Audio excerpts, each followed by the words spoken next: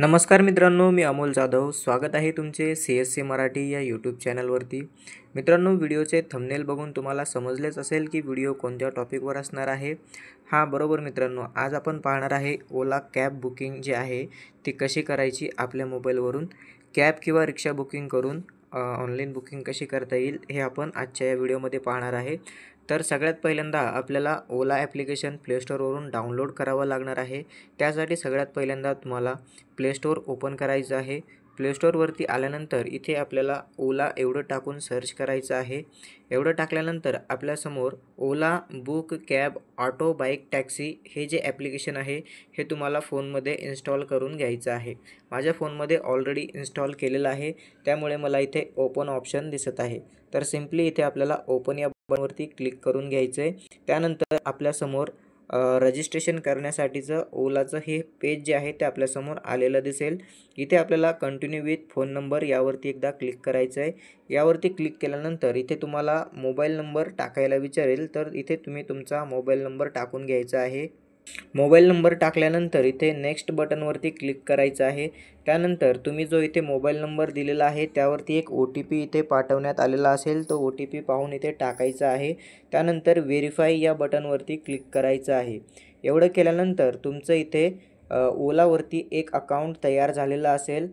त्यानंतर इथे तुम्हाला अशा प्रकारचं स्क्रीन दिसेल. तर यामध्ये सगळ्यात वरचा जो ग्रीन कलरचा डॉट आहे म्हणजे तुमचं पिकअप लोकेशन आहे.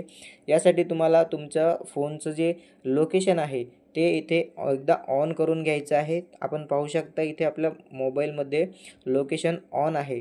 लोकेशन ऑन असल्यामुळे होतं काय, तर तुमचं जे करंट लोकेशन आहे ते ॲटोमॅटिकली इथे कॅच केलं जातं आणि जे बी तुम्ही कॅब बुक करणार आहे किंवा ऑटो बुक करणार आहे ते बरोबर एक्झॅक्टली तुमच्या लोकेशनपर्यंत येणार आहेत.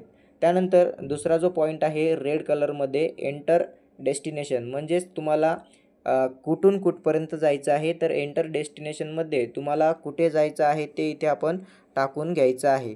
त्यानंतर आपण इथे बघूया आपलं जिथे जायचं आहे ते आपण इथे टाकून घेऊया. त्यानंतर आपल्यासमोर अशा प्रकारचं पेज आलेलं दिसेल. आता यामध्ये तुम्हाला बुक करायचं आहे काय ते विचारत आहे. तर यामध्ये तुम्ही फोर व्हीलर बुक करू शकताय, ऑटो बुक करू शकताय, मिनी कार बुक करू शकताय, हावरली रेंटल जर पाहिजे असेल तर ते देखील तुम्ही इथे करू शकताय. तुम्हाला एखादं पार्सल सेंड करायचं असेल तर ते देखील तुम्ही इथे बुक करून तुमचं पार्सल देखील तुम्ही इथून सेंड करू शकताय. तर आपल्या केसमध्ये आपल्याला ऑटो बुक करायचं असेल तर ऑटोवरती एकदा आपल्याला क्लिक करायचं आहे. तुमच्या जवळील जे काही ऑटो असतील ते तुम्हाला स्क्रीनवरती बघायला मिळतील. तसेच तुम्हाला फोर व्हीलर बुक करायची असेल तर फोर व्हीलरवरती क्लिक करून घ्यायचं आहे आणि जवळ तुमच्या जी पण फोर व्हीलर किंवा जे तुम्हाला ऑटो पाहिजे असेल तर ऑटो, फोर व्हीलर पाहिजे असेल तर फोर व्हीलर सिलेक्ट करा. त्यानंतर सिम्पली तुम्हाला इथे बुक हा एक ऑप्शन आहे बुक ऑटो, यावरती एकदा क्लिक करायचं आहे.